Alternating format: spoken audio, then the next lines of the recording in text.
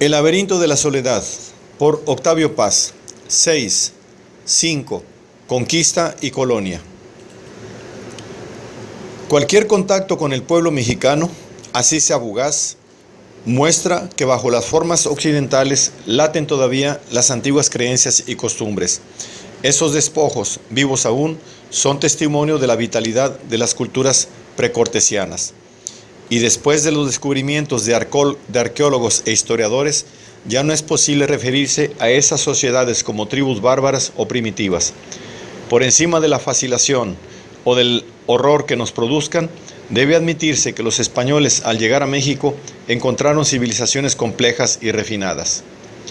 Mesoamérica, esto es, el núcleo de lo que sería más tarde Nueva España, era un territorio que comprendía el centro y el sur del México actual y una parte de Centroamérica. Al norte, en los desiertos y planicies incultas, vagaban los nómadas, los chichimecas, como de manera genérica y sin distinción de nación, llamaban a los bárbaros los habitantes de la Mesa Central. Las fronteras entre unos y otros eran inestables, como las de Roma. Los últimos siglos de Mesoamérica pueden reducirse un poco sumariamente a la historia del encuentro entre las oleadas de cazadores norteños, casi todos pertenecientes a la familia náhuatl, y las poblaciones sedentarias. Los aztecas son los últimos en establecerse en el Valle de México.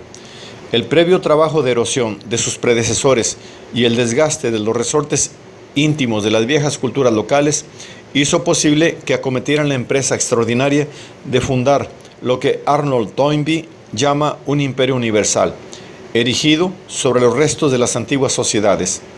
Los españoles, piensa el historiador inglés, no hicieron sino sustituirlos, resolviendo en una síntesis política la tendencia a la disgregación que amenazaba al mundo mesoamericano. Cuando se reflexiona en lo que era nuestro país a la llegada de Cortés, sorprende la pluralidad de ciudades y culturas que contrasta con la relativa homogeneidad de sus rasgos más característicos, la diversidad de los núcleos indígenas y las rivalidades que los desgarraban indica que Mesoamérica estaba constituida por un conjunto de pueblos, naciones y culturas autónomas, con tradiciones propias, exactamente como el Mediterráneo y otras áreas culturales. Por sí misma, Mesoamérica era un mundo histórico. Por otra parte, la homogeneidad cultural de esos centros muestra que la primitiva singularidad de cada cultura había sido destituida, en época acaso no muy remota, por formas religiosas y políticas uniformes. En efecto, las culturas madres en el centro y en el sur se habían extinguido hacía ya varios siglos. Sus sucesores habían combinado y recreado toda aquella variedad de expresiones locales. Esta tarea de síntesis había culminado en la erección de un modelo, el mismo con leves diferencias para todos. A pesar del justo descrédito en que han caído las analogías históricas de las que se ha abusado con tanto brillo como ligereza, es imposible no comparar la imagen que nos ofrece Mesoamérica al comenzar el siglo XVI con la del mundo helenístico en el momento en que Roma inicia su carrera de potencia universal.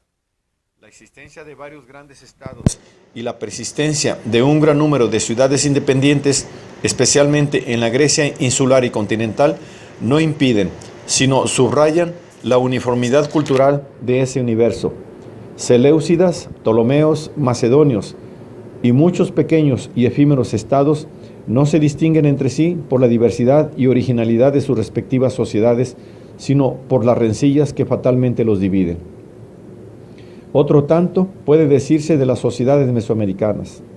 En unas y otras, diversas tradiciones y herencias culturales se mezclan y acaban por fundirse. La homogeneidad cultural contrasta con las querellas perpetuas que los dividen.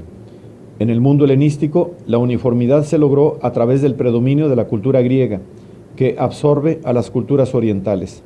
Es difícil determinar cuál fue el elemento unificador de las sociedades indígenas, una hipótesis que no tiene más valor que el de apoyarse en una simple reflexión, hace pensar que el papel realizado por la cultura griega en el mundo antiguo fue cumplido en Mesoamérica por la cultura, aún sin nombre propio, que floreció en Tula y Teotihuacán, y a la que, no sin exactitud, se llama tolteca. La influencia de las culturas de la Mesa Central en el sur, especialmente en el área ocupada por el llamado Segundo Imperio Maya, justifica esta idea. Es notable que no existe influencia maya en Teotihuacán.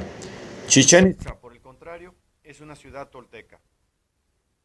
Todo parece indicar, pues, que en cierto momento las formas culturales del centro de México terminaron por extenderse y predominar. Desde un punto de vista muy general, se ha descrito a Mesoamérica como un área histórica uniforme, determinada por la presencia constante de ciertos elementos comunes a todas las culturas: agricultura del maíz, calendario ritual, juego de pelota, sacrificios humanos, mitos solares y de la vegetación semejantes, etc. Se dice que todos los elementos son de origen suriano y que fueron asimilados una y otra vez por las inmigraciones norteñas. Así, la cultura mesoamericana sería el fruto de diversas creaciones del sur, recogidas, desarrolladas y sistematizadas por grupos nómadas. Este esquema olvida la originalidad de cada cultura local. La semejanza que se observa entre las concepciones religiosas, políticas y míticas de los pueblos indoeuropeos, por ejemplo, no niega la originalidad de cada uno de ellos. De todos modos, y más allá de la originalidad particular de cada cultura, es evidente que todas ellas, decadentes o debilitadas, estaban a punto de ser absorbidas por el imperio azteca, heredero de las civilizaciones de la meseta. Aquellas sociedades estaban impregnadas de religión. La misma sociedad azteca era un estado teocrático y militar. Así, la unificación religiosa antecedía, completaba o correspondía de alguna manera a la unificación política, con diversos nombres, en lenguas distintas, pero con ceremonias, ritos y significaciones muy parecidos. Cada ciudad precortesiana adoraba a dioses cada vez más semejantes entre sí. Las divinidades agrarias, los dioses del suelo, de la vegetación y de la fertilidad, como Tlaloc, y los dioses nórdicos, celestes, guerreros y cazadores, como Tezcatlipoca, Huitzilopochtli, Mixcoatl, convivían en un mismo culto. El rasgo más acusado de la religión azteca en el momento de la conquista es la incesante especulación teológica que refundía, sistematizaba y unificaba creencias dispersas propias y ajenas. Esta síntesis no era el fruto de un movimiento religioso popular como las religiones proletarias que se difunden en el mundo antiguo al iniciarse el cristianismo, sino la tarea de una casta colocada en el pináculo de la pirámide social. Las sistematizaciones, adaptaciones y reformas de la casta sacerdotal reflejan que en la esfera de las creencias también se procedía por superposición, característica de las ciudades prehispánicas. Del mismo modo que una pirámide azteca recubre a veces un edificio más antiguo, la unificación religiosa solamente afectaba a la superficie de la conciencia, dejando intactas las creencias primitivas. Esta situación prefiguraba la que introduciría el catolicismo, que también es una religión superpuesta a un fondo religioso original y siempre viviente.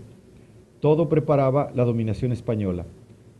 La conquista de México sería inexplicable sin estos antecedentes. La llegada de los españoles parece una liberación a los pueblos sometidos por los aztecas. Los diversos estados-ciudades se alían a los conquistadores o contemplan con indiferencia, cuando no con alegría, la caída de cada uno de sus rivales y en particular del más poderoso, Tenochtitlán. Pero ni el genio político de Cortés ni la superioridad técnica, ausente en hechos de armas decisivos como la batalla de Otumba, ni la defección de vasallos y aliados hubieran logrado la ruina del imperio azteca si éste no hubiese sentido de pronto un desfallecimiento, una duda íntima que lo hizo vacilar y ceder. Cuando Moctezuma abre las puertas de Tenochtitlán a los señores y recibe a Cortés con presentes, los aztecas pierden la partida.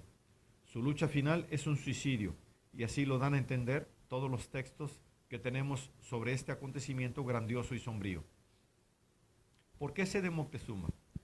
¿Por qué se sienten extrañamente fascinados por los españoles y experimenta ante ellos un vértigo que no es exagerado llamar sagrado, el vértigo lúcido del suicida ante el abismo? Los dioses lo han abandonado.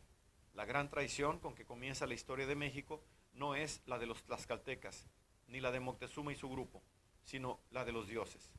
Ningún otro pueblo se ha sentido tan totalmente desamparado como se sintió la nación azteca ante los avisos, profecías y signos que anunciaron su caída. Se corre el riesgo de no comprender el sentido que tenían esos signos y profecías para los indios si se olvida su concepción cíclica del tiempo. Según ocurre con muchos otros pueblos y civilizaciones, para los aztecas el tiempo no era una medida abstracta y vacía de contenido, sino algo concreto, una fuerza, sustancia o fluido que se gasta y consume. De ahí la necesidad de los ritos y sacrificios destinados a revigorizar el año o el siglo. Pero el tiempo, o más exactamente los tiempos, además de constituir algo vivo que nace, crece, decae, renace, era una sucesión que regresa. Un tiempo se acaba, otro vuelve. La llegada de los españoles fue interpretada por Moctezuma, al menos al principio, no tanto como un peligro exterior, sino como el acabamiento interno de una era cósmica y el principio de otra. Los dioses se van porque su tiempo se ha acabado, pero regresa otro tiempo y con él otros dioses, otra era. Resulta más patética esta deserción divina cuando se piensa en la juventud y vigor del naciente Estado. Todos los viejos imperios, como Roma y Bizancio, sienten la seducción de la muerte al final de su historia. Los ciudadanos se alzan de hombros cuando llega, siempre tardío, el golpe final del extraño. Hay un cansancio imperial y la servidumbre parece carga ligera al que siente la fatiga del poder. Los aztecas experimentan el calosfrío de la muerte en plena juventud, cuando marchaban hacia la madurez. En suma, la conquista de México es un hecho histórico en el que intervienen muchas y muy diversas circunstancias, pero se olvida con frecuencia la que me parece más significativa, el suicidio del pueblo azteca. Recordemos que la fascinación ante la muerte no es tanto un rasgo de madurez o de vejez como de juventud. Mediodía y medianoche son horas de suicidio ritual. Al mediodía, durante un instante, todo se detiene y vacila. La vida, como el sol, se pregunta a sí misma si vale la pena seguir. En ese momento de inmovilidad, que es también de vértigo, a la mitad de su carrera, el pueblo azteca alza la cara. Los signos celestes le son adversos y siente la atracción de la muerte. Una parte del pueblo azteca desfallece y busca al invasor. La otra, sin esperanza de salvación, traicionada por todos, escoge la muerte. Ante la sola presencia de los españoles se produce una escisión en la sociedad azteca que corresponde al dualismo de sus dioses, de su sistema religioso y de sus castas superiores. La religión azteca, como la de todos los pueblos conquistadores, era una religión solar. En el sol, el dios que es fuente de vida, el dios pájaro, y en su marcha que rompe las tinieblas y se establece en el centro del cielo como un ejército vencedor en medio de un campo de batalla, el azteca condensa todas las aspiraciones y empresas guerreras de su pueblo, pues los dioses no son meras representaciones de la naturaleza, encarnan también los deseos y la voluntad de la sociedad que se autodiviniza en ellos. Huitzilopochtli, el guerrero del sur, es el dios tribal de la guerra y del sacrificio, y comienza su carrera con una matanza. Quetzalcóatl, Nanahuatzin, es el dios sol de los sacerdotes, que ven en el autosacrificio voluntario la más alta expresión de su doctrina del mundo y de la vida. Quetzalcóatl es un rey sacerdote, respetuoso de los ritos y de los decretos del destino, que no combate y que se da la muerte para renacer. Huitzilopochtli, al contrario, es el sol héroe de los guerreros, que se defiende, que lucha y que triunfa. Invictus Sol, que abate a sus enemigos con las llamas de su Xiucoatl. Cada una de estas personalidades divinas corresponde al ideal de una de las fracciones principales de la clase dirigente.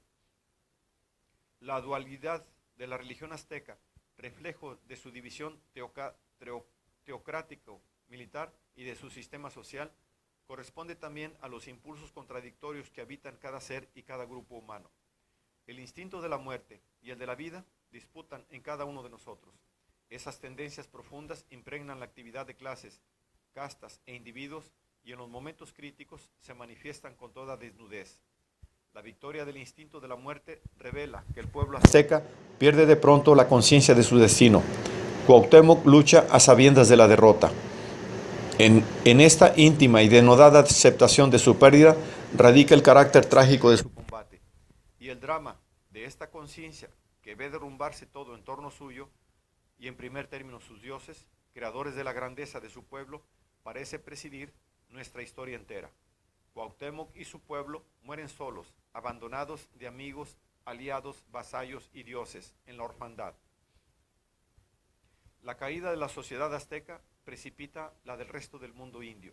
Todas las naciones que lo componían son presa del mismo horror, que se expresó casi siempre como fascinada aceptación de la muerte. Pocos documentos son tan impresionantes como los escasos que nos restan sobre esta catástrofe que sumió en una inmensa tristeza a muchos seres. He aquí el testimonio maya, según lo relata el Chilam Balam de Chumayel. El 2 a Katun llegaron los extranjeros de barbas rubias, los hijos del sol, los hombres de color claro. Ay, entristezcámonos porque llegaron. El palo del blanco bajará, vendrá del cielo, por todas partes vendrá. Triste estará la palabra de Unavku, única deidad para nosotros, cuando se extienda por toda la tierra la palabra del Dios de los cielos. Y más adelante, será el comenzar de los ahorcamientos, el estallar del rayo en el extremo del brazo de los blancos, las armas de fuego. Cuando caiga sobre los hermanos el rigor de la pelea, cuando les caiga el tributo de la gran entrada del cristianismo, cuando se funde el principio de los 7 sacramentos, cuando comience el mucho trabajar en los pueblos y la miseria se establezca en la tierra. El carácter de la conquista es igualmente complejo desde la perspectiva que nos ofrecen los testimonios legados por los españoles. Todo es contradictorio en ella. Como la Reconquista es una empresa privada y una hazaña nacional. Cortés y el Cid guerrean por su cuenta, bajo su responsabilidad y contra la voluntad de sus señores, pero en nombre y provecho del rey. Son vasallos, rebeldes y cruzados. En su conciencia y en la de sus ejércitos combaten nociones opuestas, los intereses de la monarquía y los individuales, los de la fe y los del lucro. Y cada conquistador, cada misionero y cada burócrata es un campo de batalla. Si aisladamente considerados, cada uno representa a los grandes poderes que se disputan la dirección de la sociedad, el feudalismo, la iglesia y la monarquía absoluta, en su interior pelean otras tendencias, las mismas que distinguen a España del resto de Europa, y que la hacen, en el sentido literal de la palabra, una nación excéntrica. España es la defensora de la fe, y sus soldados los guerreros de Cristo. Esa circunstancia no impide al emperador y a sus sucesores sostener polémicas encarnizadas con el papado, que el Concilio de Trento no hace sino cesar completamente. España es una nación todavía medieval y muchas de las instituciones que erige en la colonia y muchos de los hombres que las establecen son medievales.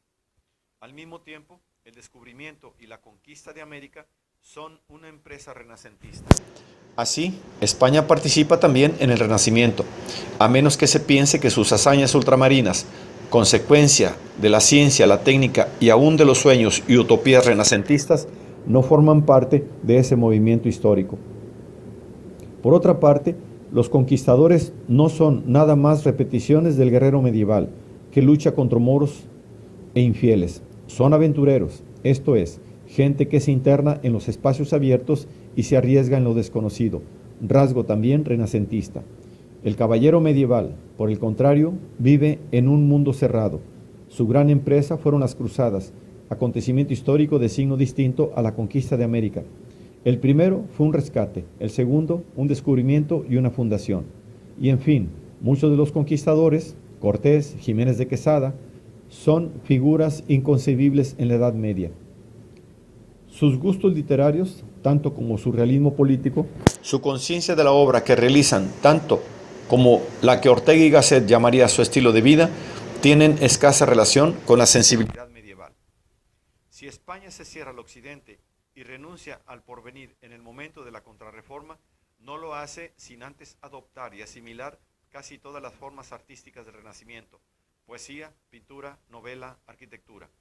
Esas formas, amén de otras filosóficas y políticas, mezcladas a tradiciones e instituciones españolas de entraña medieval, son trasplantadas a nuestro continente.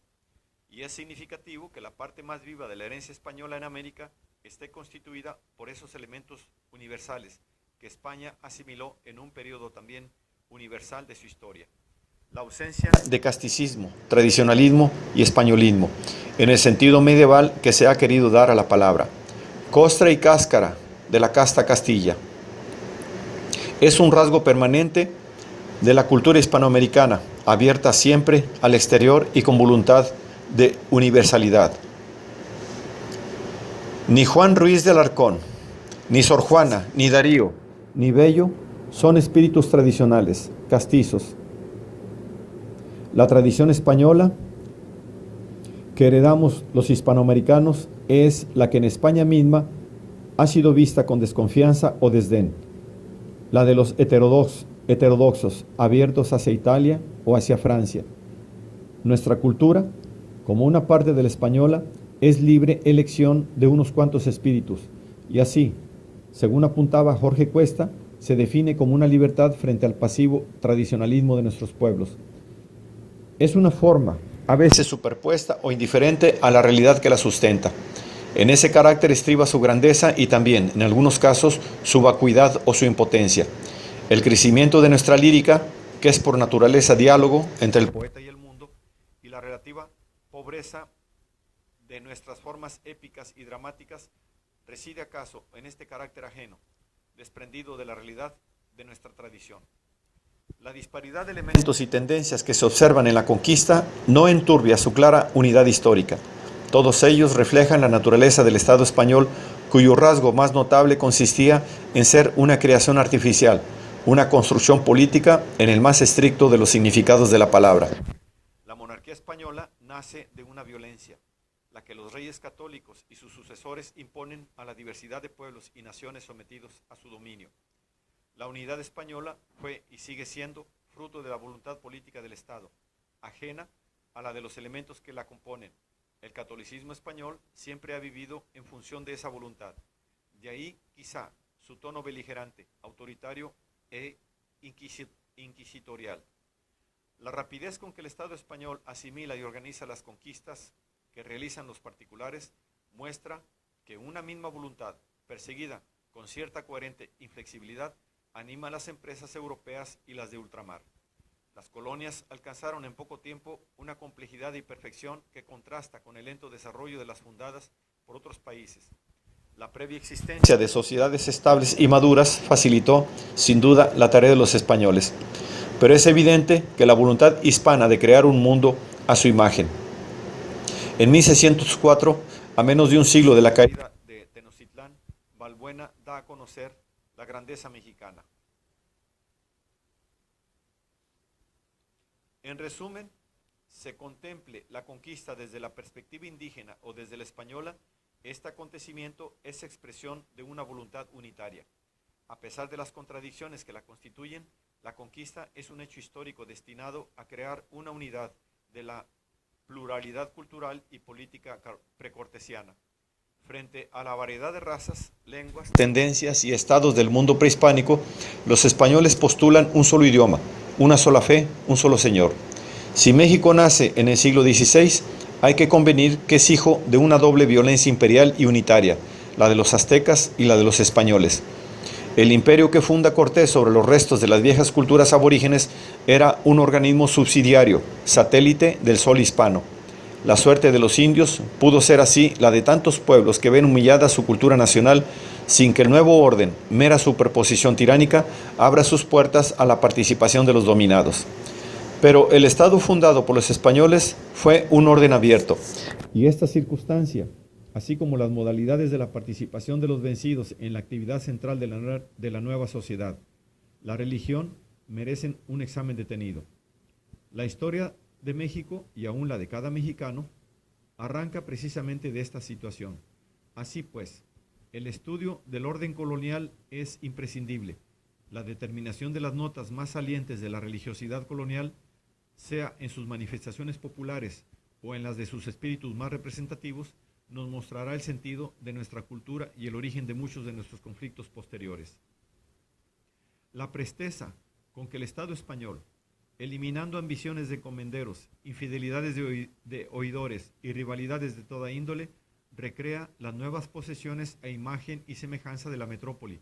Es tan asombrosa como la solidez del edificio social que construye. La sociedad colonial es un orden hecho para durar. Quiero decir, una sociedad regida conforme a principios jurídicos, económicos y religiosos plenamente coherentes entre sí y que establecían una relación viva y armónica entre las partes y el todo. Un mundo suficiente, cerrado al exterior, pero abierto a lo ultraterreno. Es muy fácil reír de la pretensión ultraterrena de la sociedad colonial. Y más fácil aún, denunciarla como una forma vacía, destinada a encubrir los abusos de los conquistadores o a justificarlos ante sí mismos y ante sus víctimas. Sin duda, esto es verdad, pero no lo es menos que esa aspiración ultraterrena no era un simple añadido, sino una fe viva y que sustentaba, como la raíz al árbol, fatal y necesariamente, otras formas culturales y económicas. El catolicismo es el centro de la sociedad colonial porque de verdad es la fuente de vida que nutre las actividades, las pasiones, las virtudes y hasta los pecados de siervos y señores, de funcionarios y sacerdotes, de comerciantes y militares. Gracias a la religión, el orden colonial no es una mera superposición de nuevas formas históricas, sino un organismo viviente. Con la llave del bautismo, el catolicismo abre las puertas de la sociedad y la convierte en un orden universal, abierto a todos los pobladores. Y al hablar de la Iglesia Católica, no me refiero nada más a la obra apostólica de los misioneros, sino a su cuerpo entero, con sus santos, sus prelados rapaces, sus eclesiásticos pedantes, sus juristas apasionados, sus obras de caridad y su atesoramiento de riquezas. Es cierto que los españoles no exterminaron a los indios porque necesitaban la mano de obra nativa para el cultivo de los enormes feudos y la explotación minera. Los indios eran bienes que no convenía malgastar. Es difícil que a esta consideración se hayan mezclado otras de carácter humanitario. Semejante hipótesis hará sonreír a cualquiera que conozca la conducta de los encomenderos con los indígenas, pero sin la Iglesia el destino de los indios habría sido muy diverso, y no pienso solamente en la lucha emprendida para dulcificar sus condiciones de vida y organizarlos de manera más justa y cristiana, sino en la posibilidad que el bautismo les ofrecía de formar parte, por la virtud de la consagración, de un orden y de una iglesia. Por la fe católica, los indios en situación de orfandad, rotos los lazos con sus antiguas culturas, muertos sus dioses tanto como sus ciudades, encuentran un lugar en el mundo. Esa posibilidad de pertenecer a un orden vivo, así fuese en la base de la pirámide social, les fue despiadadamente negada a los nativos por los protestantes de Nueva Inglaterra. Se olvida con frecuencia que pertenecer a la fe católica significaba encontrar un sitio en el cosmos. La huida de los dioses y la muerte de los jefes había dejado al indígena en una soledad tan completa como difícil de imaginar para un hombre moderno. El catolicismo le hace reanudar sus lazos con el mundo y el trasmundo, devuelve sentido a su presencia en la tierra, alimenta sus esperanzas y justifica su vida y su muerte. Resulta innecesario añadir que la religión de los indios, como la de casi todo el pueblo mexicano, era una mezcla de las nuevas y las antiguas creencias. No podía ser de otro modo, pues el catolicismo fue una religión impuesta. Esta circunstancia, de la más alta trascendencia desde otro punto de vista, carecía de interés inmediato para los nuevos creyentes. Lo esencial era que sus relaciones sociales, humanas y religiosas con el mundo circundante y con lo sagrado se habían restablecido. Su existencia particular se insertaba en un orden más vasto. No por simple devoción o servilismo, los indios llamaban tatas a los misioneros y madre a la Virgen de Guadalupe. La diferencia con las colonias sajonas es radical. Nueva España reconoció muchos horrores, pero por lo menos ignoró el más grave de todos: negarle un sitio, así fuere el último en la escala social, a los hombres que la componían. Había clases, castas, esclavos, pero no había parias, gente sin condición social determinada o sin estado jurídico, moral o religioso. La diferencia con el mundo de las modernas sociedades totalitarias es también decisiva. Es cierto que Nueva España, al fin y al cabo sociedad satélite, no creó un arte, un pensamiento, un mito o formas de vidas originales. Las únicas creaciones realmente originales de América, y no excluyo naturalmente a los Estados Unidos, son las precolombinas. También es cierto que la superioridad técnica del mundo colonial y la introducción de formas culturales más ricas y complejas que las mesoamericanas no bastan para justificar una época. Pero la creación de un orden universal, logro extraordinario de la colonia, sí justifica a esa sociedad y la redime de sus limitaciones. La gran poesía colonial, el arte barroco, las leyes de Indias, los cronistas, historiadores y sabios, y en fin, la arquitectura novohispana, en la que todo, aun los frutos fantásticos y los delirios profanos, se armoniza bajo un orden tan riguroso como amplio, no son sino reflejos del equilibrio de una sociedad en la que también todos los hombres y todas las razas encontraban sitio, justificación y sentido. La sociedad estaba regida por un orden cristiano que no es distinto al que se admira en templos y poemas. No pretendo justificar a la sociedad colonial. En rigor, mientras subsista esta o aquella forma de opresión, ninguna sociedad se justifica. Aspiro a comprenderla como una totalidad viva y por eso contradictoria. Del mismo modo, me niego a ver en los sacrificios humanos de los aztecas una expresión aislada de crueldad sin relación con el resto de esa civilización. La extracción de corazones y las pirámides monumentales, la escultura y el canibalismo ritual, la poesía y la guerra florida, la teocracia y los mitos grandiosos son un todo indisoluble. Negar esto es tan infantil como negar el arte gótico o la poesía provenzal en nombre de la situación de los siervos medievales. Negar a Esquilo porque había esclavos en Atenas. La historia tiene la realidad atroz de una pesadilla. La grandeza del hombre consiste en hacer obras hermosas y durables con la sustancia real de esa pesadilla. O dicho de otro modo, transfigurar la pesadilla en visión. Liberamos, así sea por un instante, de la realidad disforme por medio de la creación. Durante siglos, España digiere y perfecciona las ideas que le habían dado el ser. La actividad intelectual no deja de ser creadora, pero solamente en la esfera del arte y dentro de los límites que se sabe. La crítica, que en esos siglos y en otras partes es la más alta forma de creación, existe apenas en ese mundo cerrado y satisfecho. Hay, sí, la sátira, la disputa teológica y una actividad constante por extender, perfeccionar y hacer más sólido el edificio que albergaba a tantos y tan diversos pueblos. Pero los principios que rigen a la sociedad son inmutables e intocables. España no inventa ya, ni descubre, se extiende, se defiende, se recrea, no quiere cambiar, sino durar, y otro tanto ocurre con sus posesiones ultramarinas. Superada la primera época de borrascas y disturbios, la colonia padece crisis periódicas, como la que atraviesan Sigüenza y Góngora y Sor Juana, pero ninguna de ellas toca las raíces del régimen o pone en tela de juicio los principios en que se funda. El mundo colonial era proyección de una sociedad que había ya alcanzado su madurez y estabilidad en Europa. Su originalidad es escasa. Nueva España no busca, ni inventa, aplica y adapta.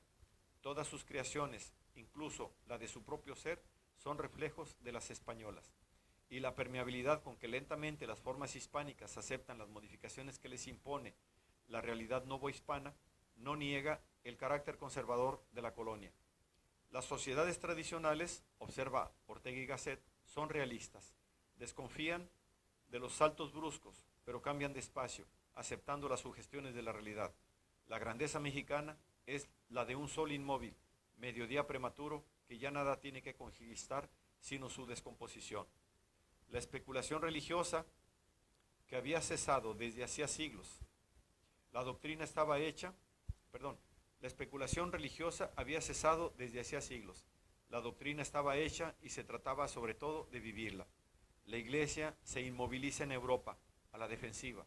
La escolástica se defiende mal, como las pesadas naves españolas, presa de las más ligeras holandesas e inglesas. La decadencia del catolicismo europeo coincide con su apogeo hispanoamericano. Se extiende en tierras nuevas en el momento en que ha dejado de ser creador. Ofrece una filosofía hecha y una fe petrificada, de modo que la originalidad de los nuevos creyentes no encuentra ocasión de manifestarse. Su adhesión es pasiva. El fervor y la profundidad de la religiosidad mexicana contrasta con la relativa pobreza de sus creaciones. No poseemos una gran poesía religiosa, como no tenemos una filosofía original, ni un solo místico o reformador de importancia. Esta situación paradójica, y no por eso menos real, explica buena parte de nuestra historia y es el origen de muchos de nuestros conflictos psíquicos. El catolicismo ofrece un refugio a los descendientes de aquellos que habían visto la exterminación de sus clases dirigentes, la destrucción de sus templos y manuscritos y la supresión de las formas superiores de su cultura, pero, por razón misma de su decadencia europea, les niega toda posibilidad de expresar su singularidad. Así, redujo la participación de los fieles a la más elemental y pasiva de las actividades religiosas. Pocos podían alcanzar una comprensión más entera de sus nuevas creencias. Y la inmovilidad de éstas, así como la del enmohecido aparato escolástico, hacía más difícil toda participación creadora. Agréguese que el conjunto de los creyentes descendía de las clases inferiores de la antigua sociedad. Por tal razón, eran gente con una tradición cultural pobre, los depositarios del saber mágico y religioso. Guerreros y sacerdotes habían sido exterminados o españolizados.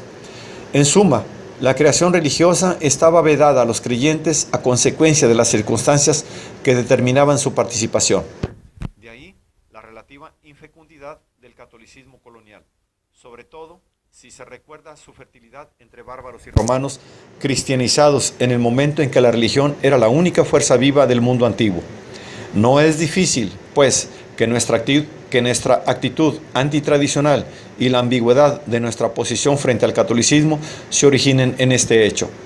Religión y tradición se nos han ofrecido siempre como formas muertas, inservibles, que mutilan o asfixian nuestra singularidad. No es sorprendente, en estas circunstancias, la persistencia del fondo precortesiano. El mexicano es un ser religioso y su experiencia de lo sagrado es muy verdadera. Mas, ¿quién es su Dios? ¿Las antiguas divinidades de la tierra o Cristo? Una invocación chamula, verdadera plegaria a pesar de la presencia de ciertos elementos mágicos, responde con claridad a esta pregunta. Santa tierra, santo cielo, Dios Señor, Dios Hijo, Santa tierra, santo cielo, santa gloria, hazte cargo de mí, represéntame, ve mi trabajo, ve mi labor, ve mi sufrir. Gran hombre, gran Señor, gran Padre, gran Petome, gran espíritu de mujer, ayúdame. En tus manos pongo el tributo. Aquí está la reposición de su chulel. Por mi incienso, por mis velas, espíritu de la luna, Virgen Madre del cielo, Virgen Madre de la tierra, Santa Rosa, por su primer hijo, por su primera gloria. Ve a tu hijo estrujado en su espíritu, en su chulel. En muchos casos el catolicismo solo recubre las antiguas creencias cosmogónicas. He aquí como el mismo chamula, Juan Pérez Jolote, nuestro contemporáneo según el registro civil, nuestro antepasado, si se atiende a sus creencias, describe la imagen de Cristo en una iglesia de su pueblo, explicando lo que significa para él y su raza. Este que está encajonado es el Señor Manuel. Se llama también Señor Salvador o Señor Mateo. Es el que cuida a la gente, a las criaturas. A él se le pide que cuide a uno en la casa, en los caminos, en la tierra. Este otro que está en la cruz es también el Señor Mateo. Está enseñando, está mostrando cómo se muere en la cruz para enseñarnos a respetar. Antes de que naciera San Manuel, el sol estaba frío igual que la luna. En la tierra vivían los pucujes que se comían a la gente. El sol comenzó a calentar cuando nació el niño Dios, que es Dios de la Virgen, el Señor Salvador. En el relato del chamula, caso extremo y por lo tanto ejemplar, es visible la superposición religiosa y la presencia imborrable de los mitos indígenas. Antes del nacimiento de Cristo, el sol, ojo de Dios, no calienta. El astro es un atributo de la divinidad. De ahí que el chamula repita que gracias a la presencia de Dios, la naturaleza se pone en marcha. ¿No es esta una versión muy deformada del hermoso mito de la creación del mundo? En Teotihuacán, los dioses también se enfrentan al problema del astro fuente de vida, y solo el sacrificio de Quetzalcóatl pone en movimiento al sol y salva al mundo del incendio sagrado. La persistencia del mito precortesiano subraya la diferencia entre la concepción cristiana y la indígena. Cristo salva al mundo porque nos redime y lava la mancha del pecado original. Quetzalcóatl no es tanto un Dios redentor como recreador. La noción del pecado para los indios está todavía ligada a la idea de salud y enfermedad, personal, social y cósmica. Para el cristiano se trata de salvar el alma individual, desprendida del grupo y del cuerpo. El cristianismo condena al mundo. El indio solo concibe la salvación personal como parte de la del cosmos y de la sociedad. Nada ha trastornado la relación filial del pueblo con lo sagrado, fuerza constante que da permanencia a nuestra nación y hondura a la vida afectiva de los desposeídos. Pero nada tampoco ha logrado hacerla más despierta y fecunda, ni siquiera la mexicanización del catolicismo, ni siquiera la Virgen de Guadalupe. Por eso, los mejores no han vacilado en desprenderse del cuerpo de la Iglesia y salir a la intemperie. Allí, en la soledad y desnudez del combate espiritual, han respirado un poco ese aire religioso fresco que pedía Jorge Cuesta. La época de Carlos II es una de las más tristes y vacías de la historia de España. Todas sus reservas espirituales habían sido devoradas por el fuego de una vida y un arte dinámicos, desgarrados por los extremos y las antítesis. La decadencia de la cultura española en la península coincide con su mediodía en América. El arte barroco alcanza un momento de plenitud en este periodo. Los mejores no solo escriben poesía, se interesan por la astronomía, la física o la antigüedad americana. Espíritus despiertos en una sociedad inmovilizada por la letra presagian otra época y otras preocupaciones, al mismo tiempo que llevan hasta sus últimas consecuencias las tendencias estéticas de su tiempo. Y en todos ellos se dibuja una cierta oposición entre sus concepciones religiosas y las exigencias de su curiosidad y rigor intelectuales. Algunos emprenden una imposible síntesis.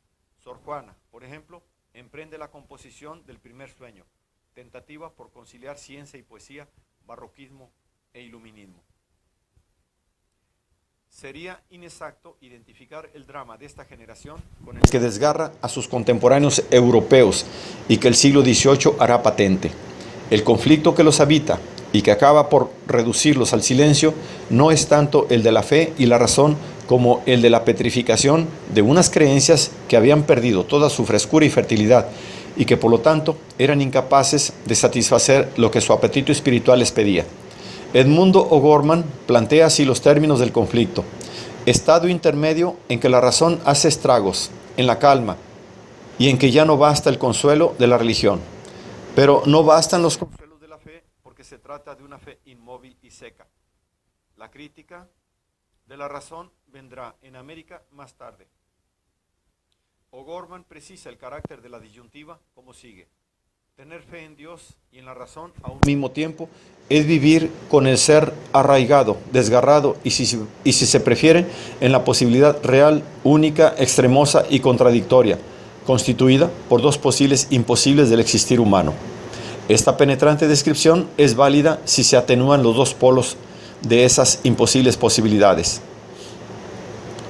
Pero no se puede negar la autenticidad de los sentimientos religiosos de esa generación, pero tampoco su inmovilidad y cansancio. Y por lo que toca al otro término de la disyuntiva, no se debe exagerar el racionalismo de Sigüenza o de Sor Juana, que nunca tuvieron plena conciencia del problema que empezaba a escindir los espíritus. La lucha me parece que se entabla entre su vitalidad intelectual, su ansia por saber y penetrar en mundos mal explorados, y la ineficacia de los instrumentos que les proporcionaban la teología y la cultura novohispana. Su conflicto transparenta el de la sociedad colonial, que no dudaba tampoco, pero no acertaba a expresar su intimidad a través de formas petrificadas. El orden colonial fue un orden impuesto de arriba hacia abajo. Sus formas sociales, económicas, jurídicas y religiosas eran inmutables. Sociedad regida por el derecho divino y el absolutismo monárquico, había sido creada en todas sus piezas como un inmenso, complicado artefacto destinado a durar, pero no a transformarse. En la época de Sor Juana, los mejores espíritus empiezan a mostrar, así sea en forma borrosa y tímida, una vitalidad y curiosidad intelectual en abierto contraste con la anemia de la España negra de Carlos II, significativamente apodado el hechizado. Sigüenza y Góngora se interesa por las antiguas civilizaciones indias y con Sor Juana y algunos otros por la filosofía de Descartes, la física experimental, la astronomía. La Iglesia ve con recelo todas estas curiosidades. El poder temporal, por su parte, extrema el aislamiento político, económico y espiritual de sus colonias, hasta convertirlas en recintos cerrados. En los campos y en las ciudades hay disturbios, reprimidos implacablemente. En ese mundo cerrado, la generación de Sor Juana se hace En ese mundo cerrado, la generación de Sor Juana se hace ciertas preguntas, más insinuadas que formuladas, más presentidas que pensadas, para las que su tradición espiritual no ofrecía respuesta. Las respuestas ya habían sido dadas afuera, en el aire libre de la cultura europea. Esto explica, acaso, que a pesar de su osadía, nadie, entre ellos, emprenda la crítica de los principios que fundaban la sociedad colonial ni proponga otros. Cuando la crisis se declara, esa generación abdica, ha cesado su ambigua lucha, su renuncia, que no tiene nada que ver con una conversión religiosa, desemboca en el silencio. No se entregan a Dios, sino que se niegan a sí mismos. Esa negación es la del mundo colonial, que se cierra sobre sí mismo. No hay salida, excepto por la ruptura. Nadie, como Juana Díaz Baje, encarna la dualidad de ese mundo, aunque la superficie de su obra, como la de su vida, no delate fisura alguna. Todo en ella responde a lo que su tiempo podía pedir a una mujer. Al mismo tiempo, y sin contradicción profunda, Sor Juana era poetisa y monja jerónima, amiga de la condesa de Paredes y autora dramática. Sus devaneos amorosos, si los tuvo, o si solo son inflamadas invenciones retóricas, su amor por la conversación y la música, sus tentativas literarias y hasta las tendencias sexuales que algunos le atribuyen, no se oponen, sino exigen un fin ejemplar. Sor Juana afirma su tiempo tanto como su tiempo se afirma en ella. Pero dos de sus obras, La respuesta a Sor Filotea y El primer sueño, arrojan una extraña luz sobre su figura y sobre su tiempo, y la hacen ejemplar en sentido muy distinto al que piensan sus panegiristas católicos. Se ha comparado El primer sueño a las soledades. En efecto, el poema de Sor Juana es una imitación del de Don Luis de Góngora. No obstante, las diferencias profundas son mayores que las semejanzas externas. Menéndez y Pelayo reprochaba a Góngora su vaciedad. Si se sustituye ese adjetivo por la palabra superficial, se estará más cerca de la concepción poética de Góngora, que no pretende sino construir, o como decía Bernardo Balbuena, contrahacer un mundo de apariencias. La trama de las soledades cuenta poco. La sustancia filosófica, si existe alguna, importa menos. Todo es pretexto para descripciones y digresiones. Y cada una de ellas se disuelve a su vez en imágenes, antítesis y figuras retóricas. Si algo camina en el poema de Góngora, no es precisamente el náufrago ni su pensamiento, sino la imaginación del poeta. Pues, como él mismo dice en el prólogo, sus versos, pasos de un peregrino, son errantes. Sus versos, pasos de un peregrino, son errante. Y este peregrino que canta, se detiene en una palabra o en un color, lo acaricia y lo prolonga y hace de cada periodo una imagen y de cada imagen un mundo. El discurso poético fluye lento, se bifurca en paréntesis frondosos, que son islas esbeltas, y continúa errante entre paisajes, sombras, luces, realidades que redime e inmoviliza. La poesía es puro goce, recreación artificial de una naturaleza ideal, según indica Dámaso Alonso.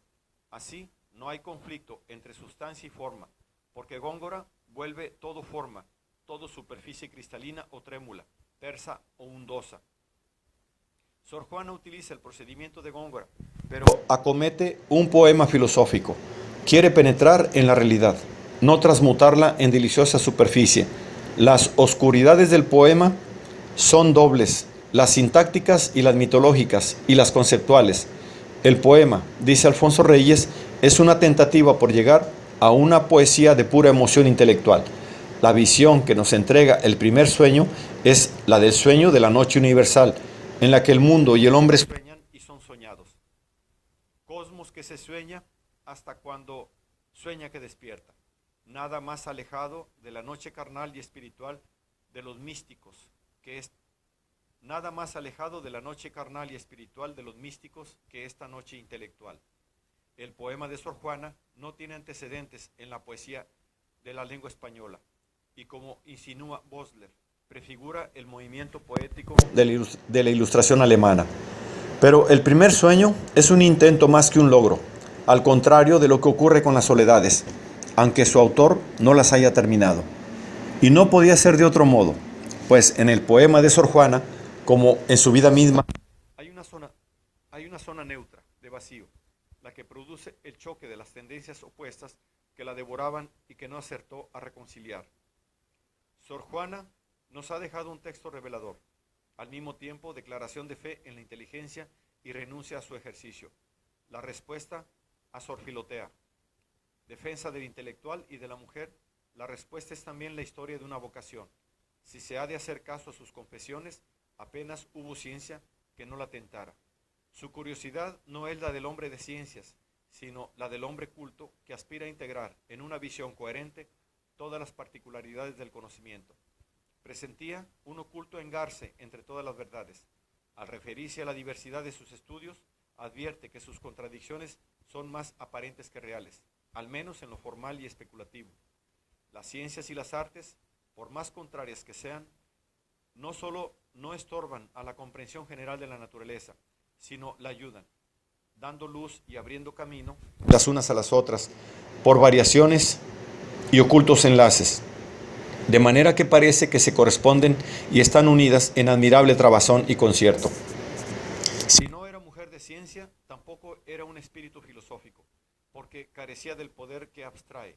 Su sed de conocimiento no está ceñida con la ironía y la versatilidad, y en otros tiempos hubiera escrito ensayos y crítica. Así, no vive para una idea, ni crea ideas nuevas. Vive las ideas, que son su atmósfera y su alimento natural. Es un intelectual, una conciencia. No es posible dudar de la sinceridad de sus sentimientos religiosos, pero allí donde un espíritu devoto encontraría pruebas de la presencia de Dios o de su poder, Sor Juana halla ocasión para formular hipótesis y preguntas. Aunque repita con frecuencia que todo viene de Dios, busca siempre una explicación racional.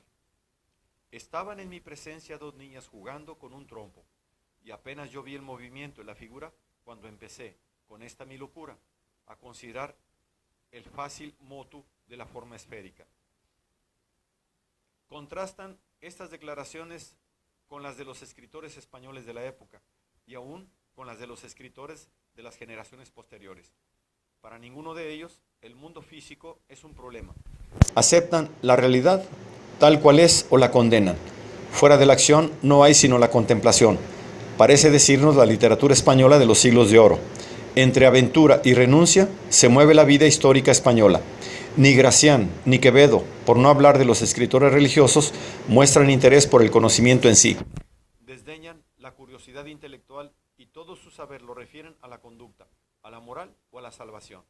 Estoicos o cristianos, como se ha dicho, ignoran actividad intelectual pura. Fausto es impensable en esa tradición. La inteligencia no les proporciona ningún placer. Es un arma peligrosa. Sirve para derrotar a los enemigos, pero también puede hacernos perder el alma. La solitaria figura de Sor Juana se aísla más en ese mundo hecho de afirmaciones y negaciones que ignora el valor de la duda y del examen. La respuesta no es solo un autorretrato, sino la defensa de un espíritu siempre adolescente, siempre ávido e irónico, apasionado y reticente. Su doble soledad, de mujer y de intelectual, condensa un conflicto también doble, el de su sociedad y el de su feminidad. La respuesta a Sor Filotea es una defensa de la mujer. Hacer esa defensa y atreverse a proclamar su afición por el pensamiento desinteresado la hacen una figura moderna. Si en su afirmación del valor de la experiencia no es ilusorio ver una instintiva reacción contra el pensamiento tradicional de España, en su concepción del conocimiento, que no confunde con la erudición ni identifica con la religión, hay una implícita defensa de la conciencia intelectual. Todo la lleva a concebir el mundo como un problema o como un enigma, más que como un sitio de salvación o perdición. Y esto da a su pensamiento una originalidad que merecía algo más que los elogios de sus contemporáneos o que los reproches de su confesor, y que aún en nuestros días solicita un juicio más hondo y un examen más arriesgado. ¿Cómo es posible que sonidos tan preñados de futuro salgan de pronto de un convento de monjas mexicanas? Se pregunta Bosler y se responde: su curiosidad por la mitología antigua y por la física moderna, por Aristóteles y Harvey, por las ideas de Platón y la linterna mágica de Kircher, no hubiera prosperado en las universidades pedantes y temerosamente dogmáticas de la vieja España. Tampoco prosperó en México mucho tiempo. Después de los motines de 1692, la vida intelectual se oscurece rápidamente. Sigüenza y Góngora abandona bruscamente sus aficiones históricas y arqueológicas. Sor Juana renuncia a sus libros y muere poco después. La crisis social, hace notar Bosler, coincide con la de los espíritus. Pese al brillo de su vida, al patetismo de su muerte y a la admirable geometría que preside sus mejores creaciones poéticas, hay en la vida y en la obra de Sor Juana algo irrealizado y deshecho. Se advierte la melancolía de un espíritu que no logró nunca hacerse perdonar su atrevimiento y su condición de mujer. Ni su época le ofreció los alimentos intelectuales que su avidez necesitaba, ni ella pudo. ¿Y quién? Crearse un mundo de ideas con las que vivir a solas. Siempre fue muy viva en ella la conciencia de su singularidad. ¿Qué podemos saber las mujeres sino filosofía de cocina? Pregunta con una sonrisa, pero le duele la herida. ¿Quién no creerá, viendo tan generales aplausos, que he navegado viento en popa sobre las palmas de las aclamaciones comunes? Sor Juana es una figura de soledad, indecisa y sonriente, se mueve entre dos luces, consciente de la dualidad de su condición y de lo imposible de su empeño. Es muy frecuente escuchar reproches contra hombres que han estado por debajo de su destino. ¿Cómo no lamentarse por la suerte de una mujer que estuvo por encima de su sociedad y de su cultura? Su imagen es la de una solitaria melancólica que sonríe y calla. El silencio, dice ella misma en alguna parte, está poblado de voces. ¿Y qué nos dice su silencio? Si en la obra de Sor Juana la sociedad colonial se expresa y afirma,